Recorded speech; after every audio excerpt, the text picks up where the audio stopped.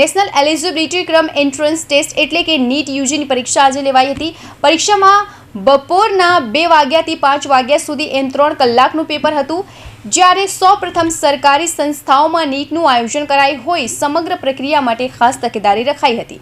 આજે દેશભરમાં નીટની પરીક્ષા યોજાઈ હતી. દેશમાંથી 23 લાખ વિદ્યાર્થીઓએ પરીક્ષા માટે રજીસ્ટ્રેશન કરાવ્યું હતું. તો ગુજરાતની વાત કરીએ તો ગુજરાતના 80,000થી વધુ વિદ્યાર્થીઓએ નીટની પરીક્ષા આપી હતી. નોંધનીય છે કે નેશનલ ટેસ્ટિંગ એજન્સી દ્વારા નીટની પરીક્ષા લેવાઈ હતી. મહત્વનું છે કે આ વર્ષે પરીક્ષા આપનાર વિદ્યાર્થીઓની સંખ્યામાં 1 લાખનો ઘટાડો જોવા મળ્યો હતો.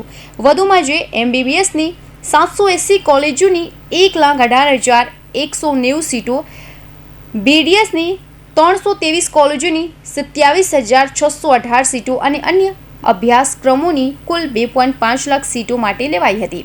ઉમેદવારોએ પરીક્ષા કેન્દ્રમાં સવારે 11થી બપોરે 1:30 વાગ્યા સુધી પ્રવેશ મેળવી લીધો હતો. પરીક્ષામાં કોઈ પણ ગેરરીતિ ન સર્જાય તે માટે ખાસ તકેદારી રાખવામાં આવી હતી.